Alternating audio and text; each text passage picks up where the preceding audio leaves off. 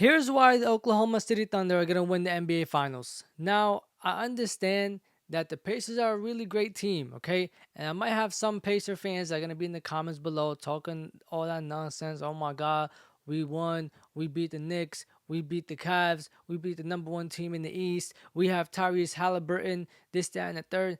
And I understand that. All that sounds great and it sounds wonderful, okay? That sounds amazing. But the truth is, the Thunder are a great team as a whole unit. And unfortunately, the Pacers, in my opinion, just haven't faced a team that has been great as a unit 1 through 17 on every given night. Every night they're great. Every night they put up the same thing. And it's not a fluke because they did a great job last year. And then this year, the Thunder come in and they found a way to be even better. And the playoffs come in, everybody's talking about unexperienced, their youth, they're young, this, that, and the third, and they get even better in the playoffs. And in my opinion, they faced more and better competition than the Indiana Pacers. Remind you, they played the Denver Nuggets with Nikola Jokic, the series that they almost lost. In fact, if I'm not mistaken, if I can remember this properly, this series went 7. And Shea and the rest of the Thunder came through in the last game and closed out the Nuggets. That was the only series that they struggled in. The first series against the Grizzlies smoked them. That was supposed to be some form of a competition. Everybody was saying, oh my God, the Grizzlies are nice. You know, they're overlooked 8th seed, this, that, and the third. Smoked them. That was a sweep. Second round was a challenge. Third round, that was supposed to be a challenge. And everybody was healthy. We didn't hear about injury reports during, before, or after that series. Everybody was healthy. The Thunder just came out and played better. They performed better. They showed out more and better than the Timberwolves. Now, on the other hand, the Cavs haven't been that in the East. So the Pacers coming out here and beating the Cavs really isn't nothing, in my opinion. I mean, the Cavs were doubted the whole year long, no matter what they did. The Thunder were doubted because they're experienced and they're young, but the Cavs were doubted because it just felt like they didn't have enough. And if the Pacers didn't take them out in the second round, nobody had them going past the third round, the conference finals. They were going to lose regardless. Nobody believed in the Cavs except the Cavs. So the Pacers really haven't beat any great competition. Their biggest competition was New York. And honestly, that series was a whole roller coaster. But other than that, the Pacers didn't really face competition. The Bucks were injured, the Cavs were injured, and the Knicks were really the only competition. And to further prove my point, look at these stats right here. Now, if you're reading the same stats that I'm reading, and if you're looking at the same image that I'm showing, and if you've done the same research that I have done, you know that the Thunder do this by committee every single night. These guys are defensively the Achilles heel for the Pacers. They give up the least points off of turnovers. Do you know what that means? That means it's going to be so hard for the Pacers to run. Because these guys get back. The Thunder players, they get back on defense on transition. Their transition defense is the best in the league. They give up the least amount of points in the paint. What was the issue for the Knicks? Halliburton kept going to the basket easily, so freely. It's like there was so many times where he had just open line, straight line drives to the basket. It was so free. He was playing so open. There was no challenge. There was no pressure. Nothing. It's not going to happen over here. Pascal Siakam. Where does he score most of his points? Mid-range, paint. That's not happening. Not this series. These guys going to play defense. They lead the league in steals. In fact, they average more steals than turnovers. They force the most turnovers in the league. Do you know how much of a problem this is going to be for the Pacers? They're going to be loading up on Halliburton, somebody's going to have to make a move. And if somebody touches the ball, steal. And they don't really turn over the ball like that. The Pacers are a really good team that turns over the ball as well, force turnovers. But the Thunder just haven't been the type of team to turn over the ball more than they actually force turnovers. So they give themselves more possessions.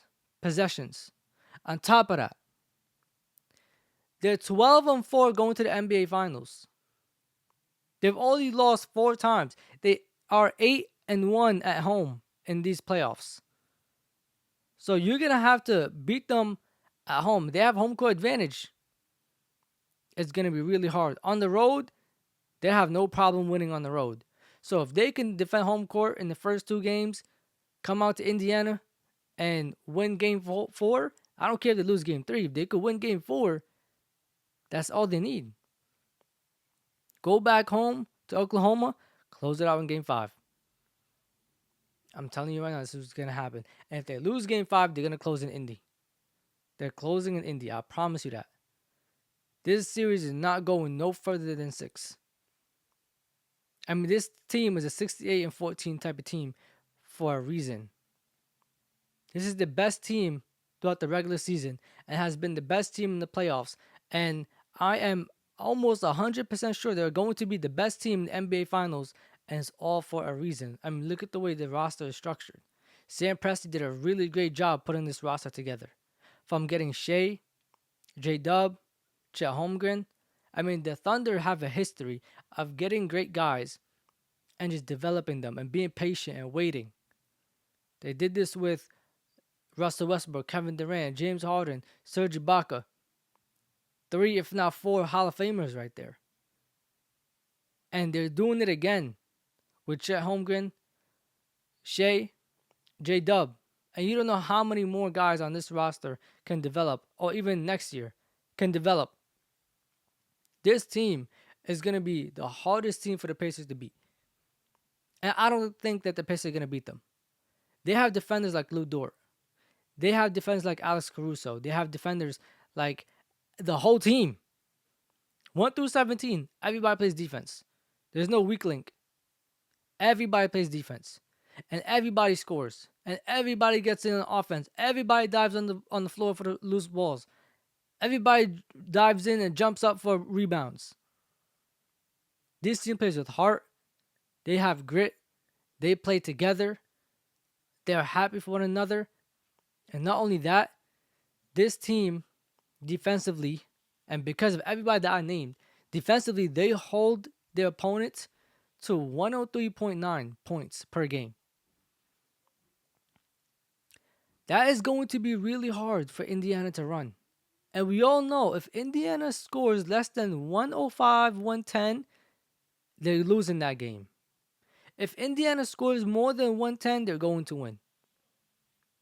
And the difference is also between the Knicks and the Thunder. The Thunder could and will string together a couple of stops in a row if they need to. And they're going to have to. And they will.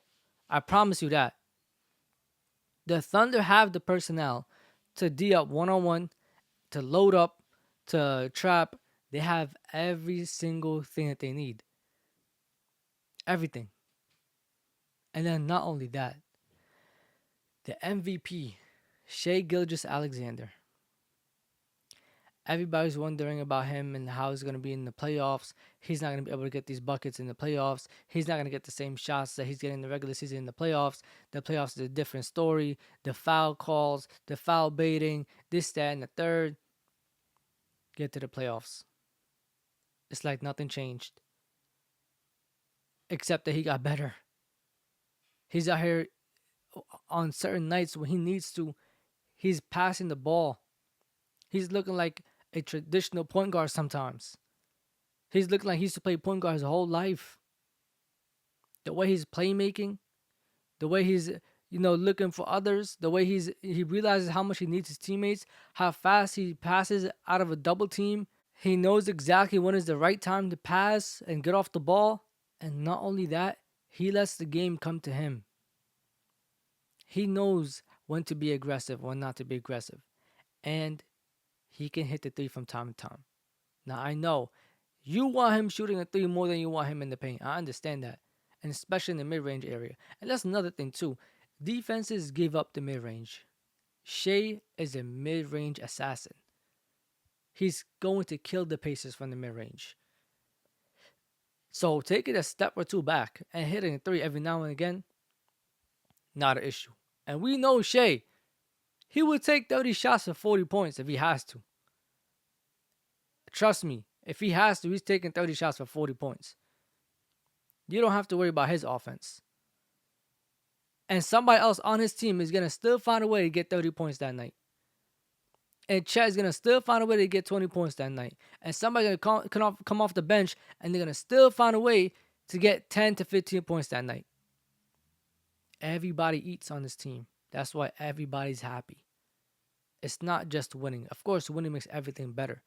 But everybody genuinely feels like they contribute to this team and to this run in one way or another.